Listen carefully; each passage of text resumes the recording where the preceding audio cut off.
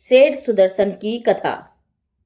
बहुत समय पूर्व अंग देश की चंपा नगरी में राजा गजवाहन राज्य करता था। राजा गजवाहन की राजधानी में एक वृषभदत्त नाम का सेठ रहता था। उसकी पत्नी का नाम अरहतदासी था। वह शीलवती थी। सेठ को अपनी सहधर्मिणी के प्रति अत्यंत प्रेम था। इस प्रकार दोनों का दाम्पत्य जीवन आनंद से व्यतीत हो रहा था। सेठ के यहाँ एक सुबह ग्वाला नौकर था। एक दिन एक ऐसी घटना घटित हुई जिससे उस ग्वाले के जीवन में महान परिवर्तन आ गया। घटना यह थी कि ग्वाला जंगल से अपने घर आ रहा था। उसने मार्ग में शिला के ऊपर एक मुनिराज को ध्यानस्थ देखा। दिन अस्त होने का समय हो रहा था और सर्दी के दिन थे। ग्वाले ने विचार किया कि सर्दी के दिनों में शिला के ऊपर एक भी वस्त्र के बिना मुनिराज रात्रि किस प्रकार व्यतीत करेंगे। दया भाव से प्रेरित होकर वह अपने घर गया और अपनी पत्नी से मुनिराज का समस्त वृत्तांत कह सुनाया। तत्पश्चात ग्वाला मुनिराज के समीप गया। उसने देखा कि मुनिराज का संपूर्ण शरीर सर्दी में ओस से भीग रहा था, परंतु मुनिराज उसी शिला पर अंदर लीन होकर ध्यान में विराजमान थे। उस ग्वाले के भक्ति भाव से प्रेरित होकर ओस से भीगे हुए उनके शरीर को वस्त्र से साफ किया। इस प्रकार ग्वाले ने संपूर्ण रात्रि मुनिराज की सेवा में व्यतीत की। प्रभात होते ही मुनिराज ध्यान में से बाहर आए। मुनिराज ने ग्वाले को भक्ति भाव से सेवा में रत देखकर पवित्र पंच नमस्कार मंत्र दिया, जिसे प्राप्त करके मनुष्य सर्वमोक्ष के समस्त सुखों को प्राप्त करता है। और आकाश मार्ग से मुनिराज विहार कर गए। वह ग्वाला निरंतर सोते जागते उठते बैठते नौका मंत्र का जाप करने लगा। वह किसी भी कार्य का प्रारंभ करने से पूर्व पवित्र मंत्र की आराधना करता। इस प्रकार वह मंत्र उसके रोम रोम में समा गया। एक दिन सेठ वृषभदत्त ने ग्वाले को मंत्र बोलते सुन लिया। मंत्र प्राप्ति के विषय में सेठ जी ग्वाले से पूछने लगे। ग्वाले ने मंत्र प्राप्ति का संपूर्ण वृत्तांत उन्हें कह सुनाया। सेठ ने प्रसन्न होकर कहा, तेरा जीवन धन्य है कि तुझे उन मुनिराज के दर्शन हुए जिनकी पूजा त्रिभुवन में होती है। एक दिन की बात है, उस ग्वाले की गाय नदी पार करने लगी। ग्वाला भी पंच नमस्कार मंत्र का स्मरण करके नदी में कूद पड़ा। वर्षा के कारण नदी भरपूर जल से भरी थी। दुर्भाग्य से नदी में कूदते ही एक नुकीली लकड़ी ग्वाले के पेट में घुस गई और उसकी मृत्यु हो गई। पवित्र मन के प्रभाव से वह स्वर्ग में जाता, परंतु उसने अपने मन में सेठ वृषभदत्त का पुत्र होने की इच्छा की थी। फलस्वरूप वह ग्वाला मरकर सेठ के यहाँ पुत्र हुआ। सेठ ने उसका नाम सुदर्शन रखा। कुछ समय बाद सुदर्शन युवा होने लगा। उसी नगरी में सागरदत्त नाम का एक सेठ रहता था। उसकी पत्नी का नाम सागर सेना था। उनकी मनोरमा नाम की सुंदर पुत्री थी। उसके साथ सुदर्शन का विवाह हो गया। अब सुदर्शन ने गृहस्थ जीवन में प्रवेश किया। वह युगल आनंद से जीवन व्यतीत करने लगे। एक दिन सेठ वृषभदत्त समाधिगुप्त मुनिराज के दर्शन करने के लिए गया और धर्मोपदेश की याचना की। मुनिराज ने धर्मावध वर्षा करते हुए उपदेश दिया। सेठ वृषभदत्त मुनिराज के उपदेश से इतना प्रभावित हुआ कि समस्त धन वैभव परिग्रह को छोड़कर जिन दीक्षा अंगीकार कर तपस्वी हो गया। अब सुदर्शन पर घर गृहस्थी और परिवार का संपूर्ण उत्तरदायित्व आ पड़ा। सुदर्शन की प्रसिद्धि होने लगी। राज दरबार सब साधारण सभी उसे बहुत चाहने लगे। सुदर्शन भी कुशलता पूर्वक सर्व सांसारिक कार्यों का निर्वहन करने के साथ ही जिनेन्द्र भगवान की भक्ति में अपना अधिकांश समय व्यतीत करने लगा। अब उसकी गिनती धार्मिक पुरुषों में होने लगी। सभी उसके सदाचार, श्रावक व्रत तथा दान पूजा आदि कार्यों की प्रशंसा करने लगे। वह भी ब्रह्मचर्य व्रत धारण करके सदाचारपूर्ण जीवन व्यतीत करता था। इससे राज दरबार में भी उसकी प्रशंसा होने लगी। मगधापति उसे बहुत सम्मान देते थे। सुदर्शन के कपिल नाम का ब्राह्मण मित्र था और वह राजा दतिवाहन का पुरोहित था। उसकी पत्नी कपिला थी। वह सुदर्शन के रूप गुण पर मोहित थी। एक दिन कपिला ने षड्यंत्र रचकर दासी को सुदर्शन के पास भेजा और कहलवाया कि तुम्हारे मित्र कपिल ने विशेष रूप से घर मिलने के लिए बुलवाया है। दासी के कहने से सुदर्शन कपिल के घर गया। कपिला ने कहा कि कपिल तो बाहर गया है, परंतु सुनो, मैं तुम्हारे रूप गुण पर मोहित हूं, इसलिए मेरा मनोरथ पूर्ण करो। यदि तुम मेरी प्रार्थना स्वीकार नहीं करोगे तो मैं तुम्हें अभी भी मरवा दूंगी। ऐसा कहकर वह मूर्खा सुदर्शन से आलिंगन आदि करने लगी। कपिला की ऐसी कुचेष्टा देखकर शेष सुदर्शन उससे कहने लगा, हे देवी, क्या तुम्हें पता नहीं मैं नपुंसक हूं? यह सुनकर कपिला उससे विरक्त हुई और उसे घर जाने दिया। एक दिन महाराज सुदर्शन के साथ बगीचे में घूम रहे थे। उस समय महाराज गजवाहन की रानी भी साथ थी। शेष सुदर्शन का रूप सौंदर्य देखकर रानी उस पर मोहित हो गई। उसने अपनी दासी के द्वारा शेष सुदर्शन की परख की। दासी ने हाथ जोड़कर कहा, महारानी, वह हमारी नगरी के प्रधान सेठ का पुत्र है, उसका नाम सुदर्शन है।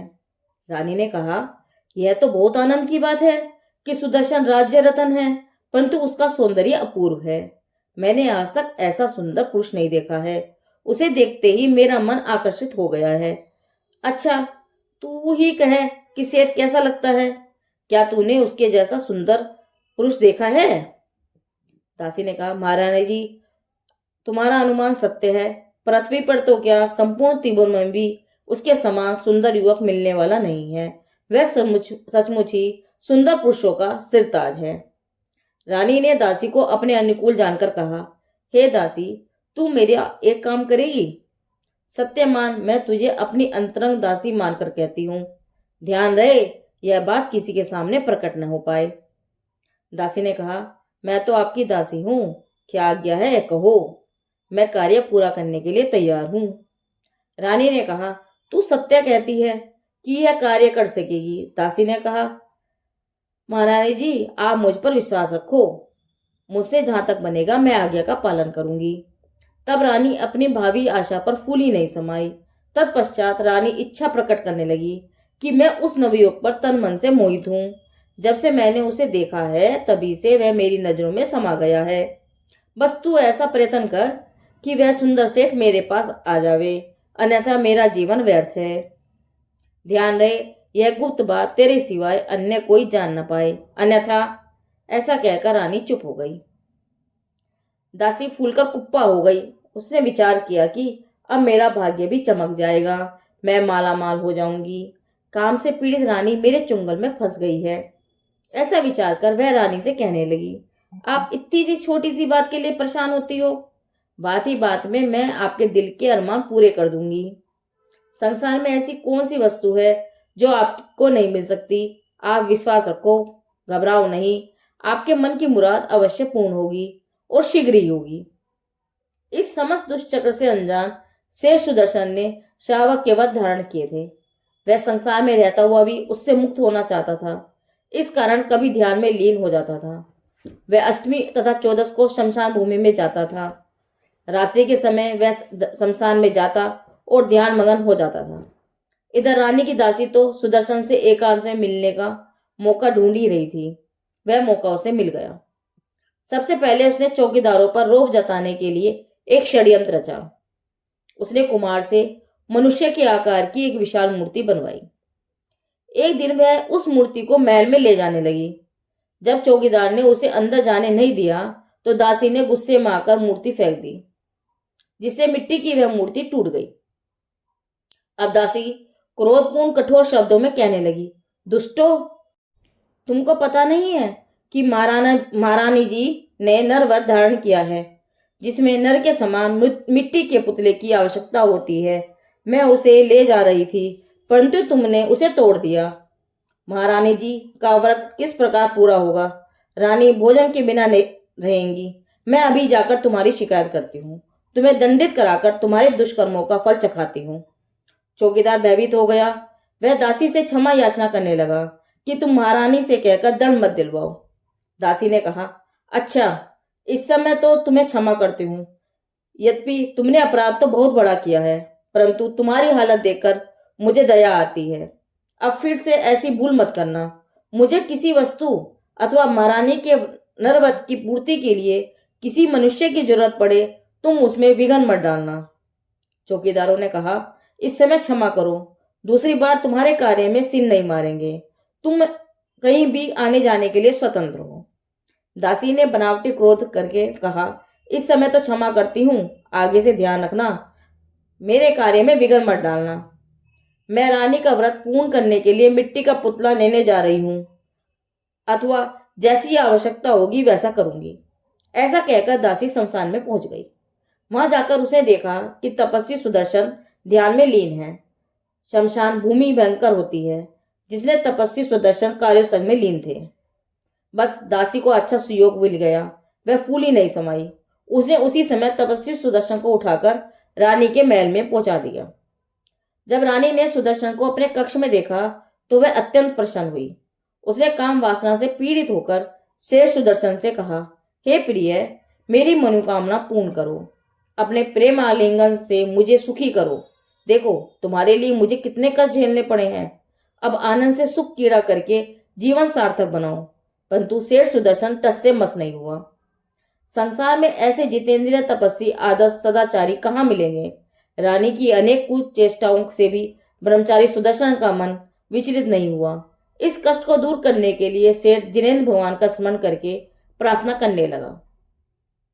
उसे मन में निश्चय कर लिया था कि यदि मेरे सदाचार की रक्षा हो तो संसार का परित्याग करके जिन दीक्षा अंगीकार कर लूंगा, इस संसार के झमेले में नहीं रहूंगा। इस प्रकार दृढ़ निश्चय करके ध्यान में मगन हो गया। धन्य है सुदर्शन, आपकी जितनी प्रशंसा की जाए कम ही है। भला ऐसा कौन ब्रह्मचारी होगा जो सुंदरियों द्वारा अनेक प्रकार की विनती करने पर भी ठुकरा दे। संसार से उदासीन होकर ब्रह्मचर्य की रक्षा करके सुंदरियों के बहुपात से बचकर अपने सदाचार की रक्षा करना तपस्वी सुदर्शन का ही कार्य है। रानी अपने लाख प्रयत्न करके थक गई, परंतु सुदर्शन का व्रत भंग नहीं हुआ। रानी अपनी वासना पूर्ण नहीं होने से लज्जित होकर शेष सुदर्शन को फंसाने के लिए षड्यंत्र रचने लगी। वह अपने शरीर पर नख द्वारा जख्म करके हाहूक करने लगी, अरे दौड़ो, बचाओ, पापी के हाथों से बचाओ। बस उसका दूसरा षड्यंत्र सफल हो गया। तपस्वी सुदर्शन को महल में ही पकड़कर महाराज के सामने पहुंचा दिया गया। देखा स्त्री चरित्र, थोड़े समय पूर्व क्या बात थी और क्या हो गया। दुराचारी रानी ने सफल न होने से निर्दोष ब्रह्मचारी सुदर्शन को बंदी बनवा दिया। महाराज ने सुदर्शन की कथा सुनकर अत्यंत क्रोधित होकर उसे फांसी की सजा सुना दी। महाराज का हुक्म हुआ, दुष्ट पापी को मार दो। जल्लाद तपस्वी सुदर्शन को मारने के लिए शमशान भूमि में ले गया।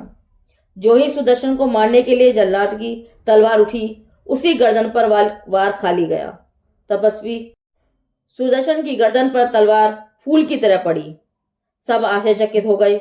उसी समय आकाश में से देवों ने तपस्वी सुदर्शन की जय जयकार बुलाते हुए पुष्पवृष्टि की और स्तुति की। हे तपस्वी, तू धन्य है। आज संसार में तेरे समान कोई भी जिन भक्त नहीं है। तुमने ब्रह्मचर्य से अलौकिक कार्य किया है, जिसकी उपमा तीन भुवन के इतिहास में नहीं मिलती।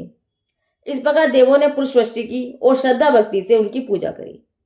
इधर सेवकों ने महाराज को तपस्वी सुदर्शन के प्रभाव का वर्णन जाकर सुनाया। महाराज विलंब न करते हुए शीघ्र ही तपस्वी सुदर्शन के समीप पहुंचे और उन्होंने अपने अपराध की क्षमा याचना की। इस घटना से सुदर्शन के हृदय में अत्यंत विरक्त भाव उत्पन्न हो गया। उन्होंने तुरंत अपने पुत्र सुकांत वाहन को घर परिवार का भार सौंपकर संसार पूजित विमल महान महामुनि के समीप जाकर जिन दीक्षा अंगीकार कर ली। इधर राजा के भय से रानी ने अपघात कर लिया और दासी भागकर पटना पहुंच गई। वह पटना की समस्त गणिकाओं और नगर की स्त्रियों को अपने स्वदेश त्याग और सुदर्शन की कथा कहती हुई प्रतिदिन अपनी निंदा और ग्रह करती हुई देवदत्ता वैश्य के यहाँ रहने लगी। पटना की जनता को भी दासी की बात सुनकर मन में बहुत आश्चर्य हुआ। उससे वहां के जन समूह को सुदर्शन मुनि के दर्शन के लिए उत्साहित कर दिया, जिससे वे बहुत ही जिज्ञासा से उनके दर्शन की प्रतीक्षा करने लगे। एक समय की बात है, अत्यंत धीर आत्मा सुदर्शन मुनि विहार करते करते पटना पहुंचे। सुदर्शन मुनि का शरीर अनेक प्रकार के उपवासों के कारण जीर्ण हो गया था। एक दिन दासी ने मुनि को पाड़ना के लिए राजमार्ग से आते देखा। वह देवदत्ता वैश्य से कहने लगी, हे सुंदरी, जिस मानव आत्मा के कारण मैं नष्ट हुई, उस साधु को तो देख। दासी की बात सुनकर देवदत्ता कहने लगी कि पंडिता, महादेवी और कपिला में से कोई भी कामशाद की पंडिता नहीं थी, न कामकला विशारद थी। तू देख, मैं अभी तुरंत ही इस मुनि के चित्त को मोहित करती हूँ।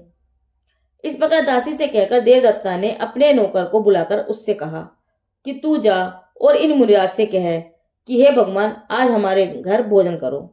नौकरानी की प्रार्थना से मुनिराज देवदत्ता के घर पधारे। जहाँ मुनिराज देवदत्ता के घर आए तो उसने तुरंत ही दरवाजा बंद कर लिया और 3 दिन तक मुनिराज पर भयंकर उपसर्ग करने लगी। परंतु उस समय मुनिराज ने अपने मन को इतना आत्मसम्मुख कर लिया कि जिससे वे लकड़ी के अथवा मिट्टी के या पत्थर के समान निश्चल हो गए। उस समय देवदत्ता ने अपने सैकड़ों हाव भाव चेष्टा से विकार चेष्टाएं की, परंतु मेरुवत अचल सुदर्शन मुनिराज का चित्त जरा भी मोहित नहीं हुआ।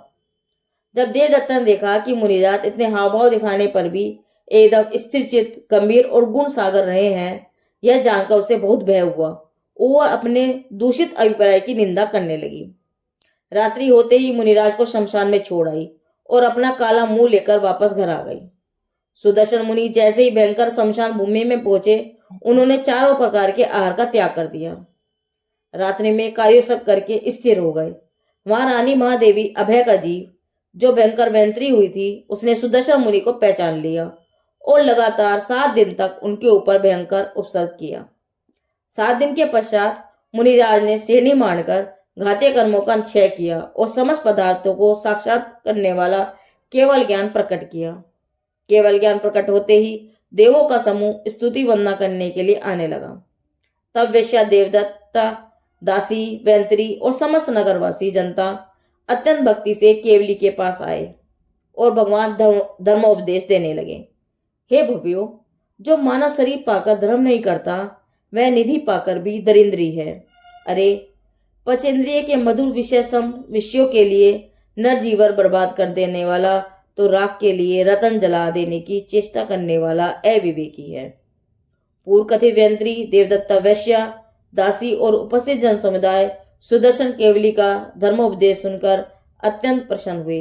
कितने ही जीवों ने भक्ति से शावक के वर धारण किए, कितने ही जीवों ने सम्यक धारण किया और कितने ही भव्य जीवों ने संसार से वैरागी होकर समस्त परिग्रह छोड़कर मुनि दीक्षा अंगीकार की। केवली सुदर्शन ने देशांतर में विहार करके धर्म उपदेश दिया और अंत में समस्त कर्मों का नाश करके मोक्ष पधारे। इस प्रकार सुदर्शन मुनिराज, जो पूर्व भव में सुभग वाला थे, वे जिनेन्द्र भगवान के नमस्कार के फल से शाश्वत निर्वाण पद का प्राप्त कर गए। शेष सुदर्शन की कथा पूर्ण हुई। जिनवाणी माता की जय।